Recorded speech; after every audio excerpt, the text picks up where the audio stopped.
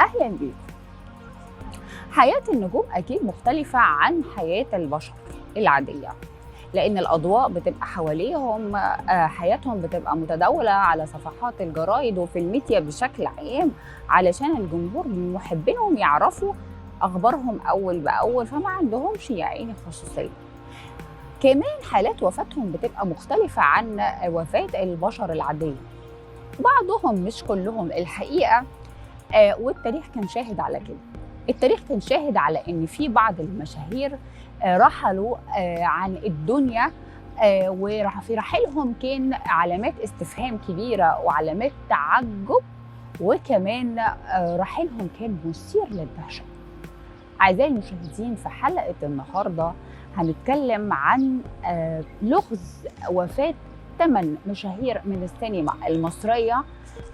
والسؤال كان دايما لحد اللحظة دي سؤال حوالين وفاتهم: من القاتل الحقيقي وراء وفاة هؤلاء أو موت هؤلاء المشاهير؟ أعزائي المشاهدين، بعد الفاصل هنتكلم عن وفاة 8 مشاهير من السينما المصرية، ومن القاتل الحقيقي لهؤلاء. انتظروني بعد الفاصل.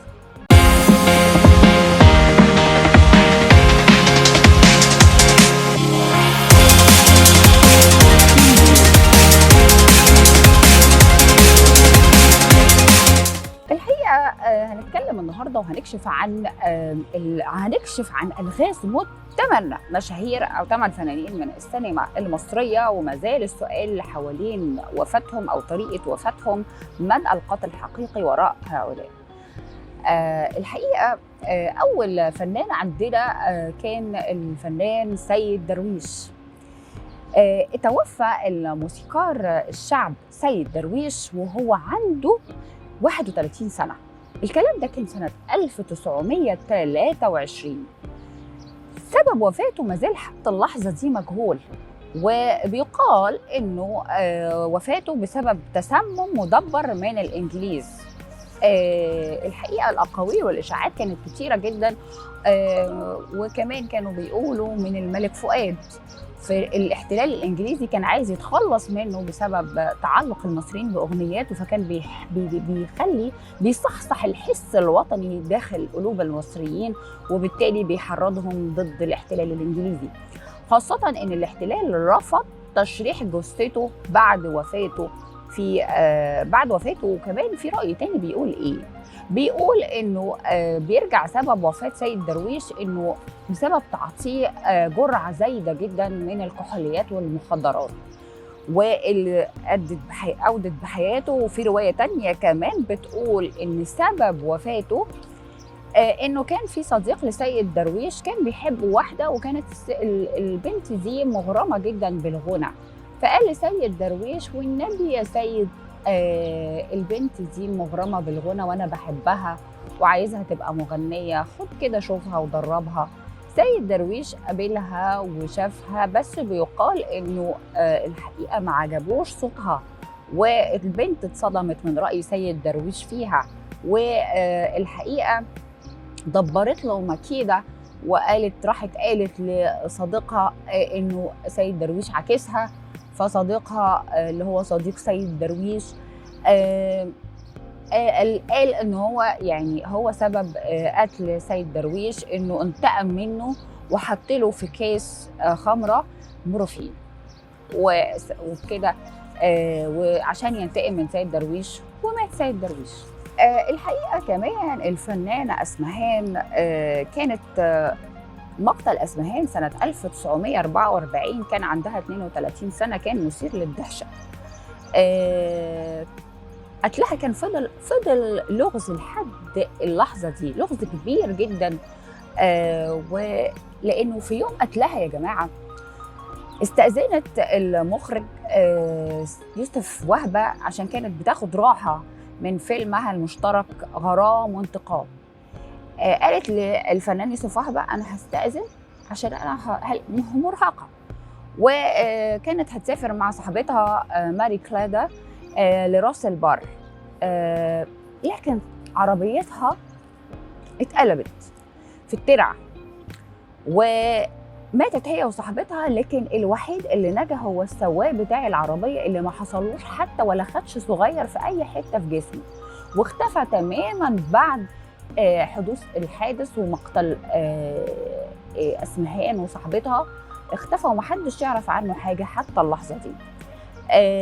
انتشرت بعدها شائعات انه مقتل اسمهان، البعض اتهم ام كلثوم انها اللي دبرت الحادثه عشان تتخلص من اسمهان، لان الحقيقه كان صوتها وقتها هي المطربه الوحيده وقتها اللي كانت تقدر تنافس ام كلثوم.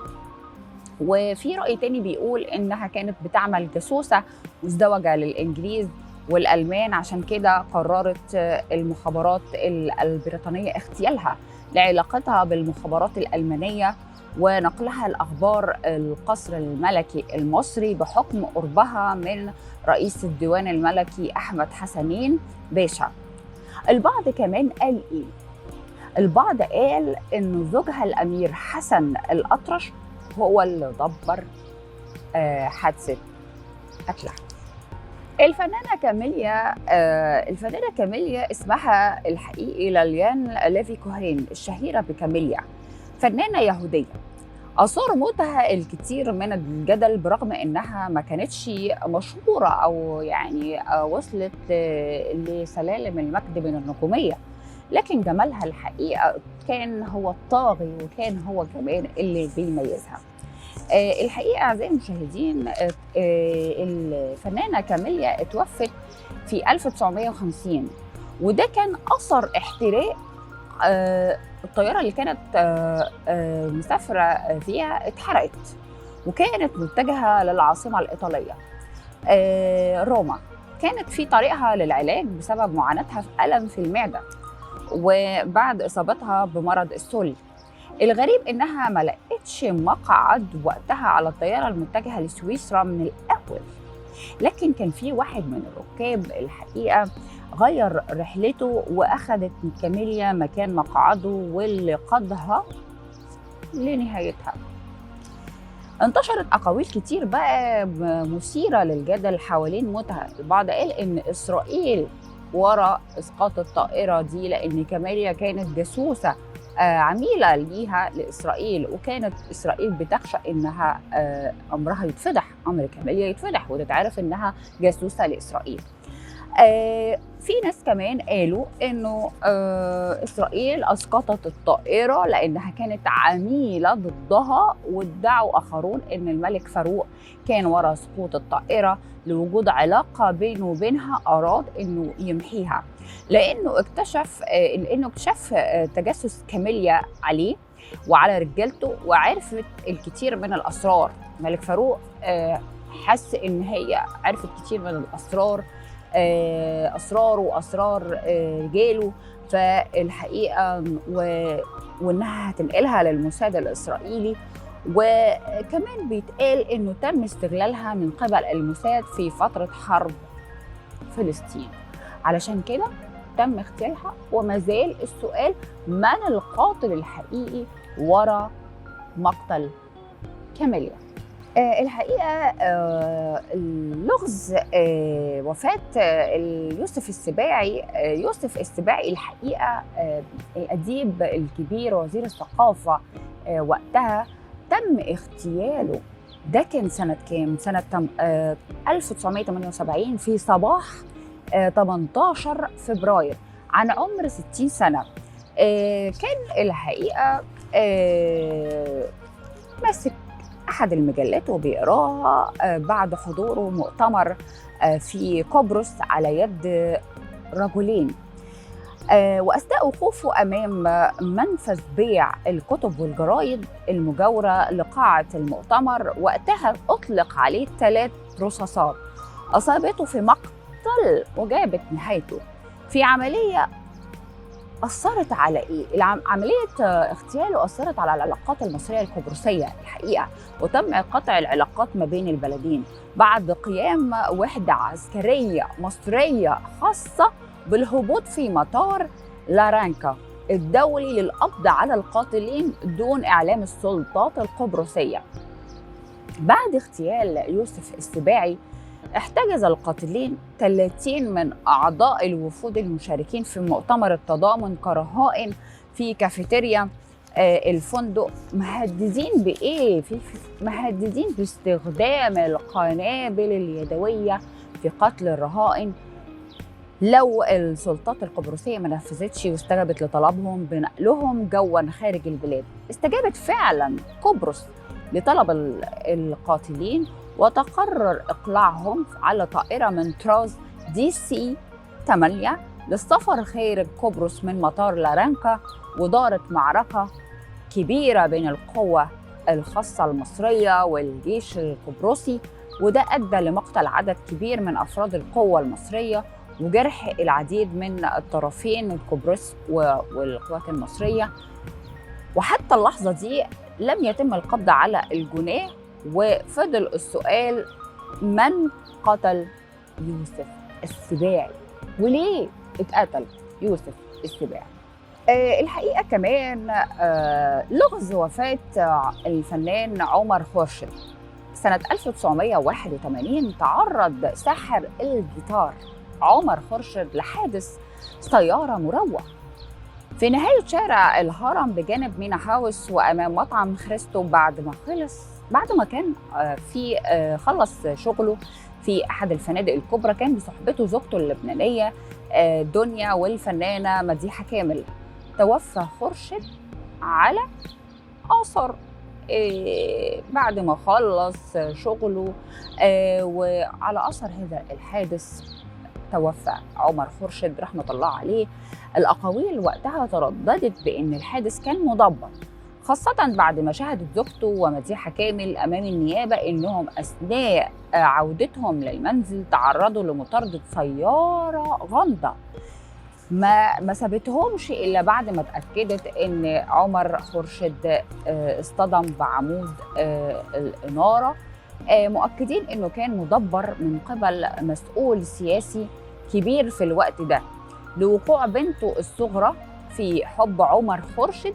واتقال كمان ان احد المنظمات الفلسطينيه قتلت عمر خورشيد لانه قررت قتل اي حد سافر مع السادات لواشنطن لتوقيع مبادره السلام المصريه الاسرائيليه، ومنهم عمر خورشيد اللي عزف وقتها على الجيتار في البيت الابيض.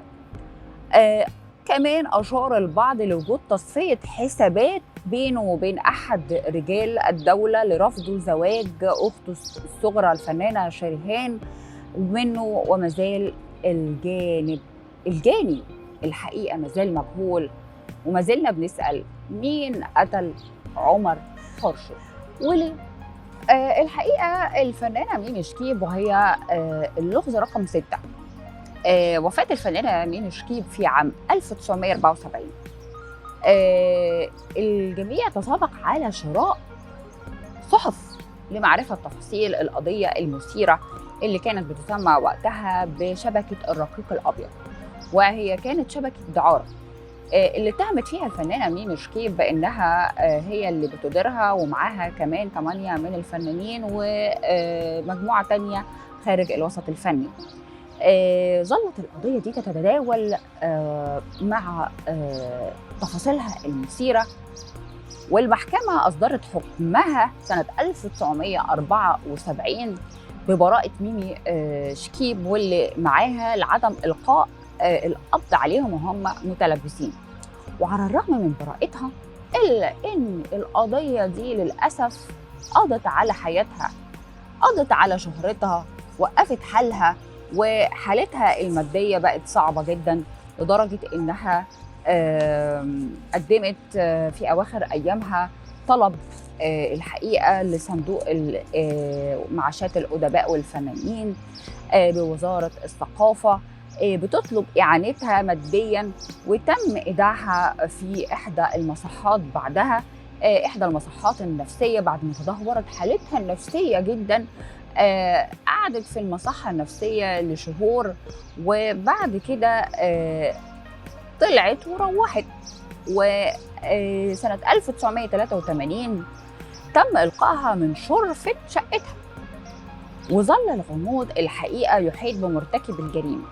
ترددت الأقاويل حوالين التخلص منها من قبل بعض رجال السياسة اللي كانوا بيشاركوا في إدارة شبكتها وقيدت القضية ضد مجهول.